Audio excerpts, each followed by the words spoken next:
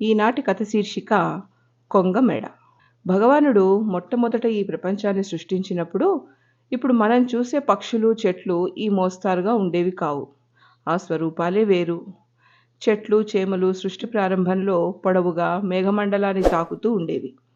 అవి అంత పొడవుగా ఉండడం వల్ల మనుషులు, జంతువులు మసలడానికి ఇబ్బందిగా ఉండేది. మరి మనుషులు, జంతువులు అటూ ఇటూ మసలకపోతే తిండి దొరికేదెట్లా? పోతే చెట్లెక్కి కాయలు, పండ్లు కోసుకుందామంటే అవి మేఘమండలాన్ని తాకుతూ పొడవుగా ఉండడం చేత అసలే వీలు లేకపోయేది. ఆకాశమంత ఎత్తున ఉండే పండ్లు ఎవరు అందుకోగలరు? ఈ కష్టసుఖాలన్నీ కనిపెడుతూ ఉన్న భగవానుడు యోచించి బ్రహ్మదేవుడికి కబురు పంపించాడు. బ్రహ్మ, ఈ చెట్లు పొడవుగా ఉండడం చేత వాటి ఫలాలను కోసుకొని అనుభవించడానికి మనుషులకు, జంతువులకు వీలు కాకుండా ఉంది. కనుక చెట్లు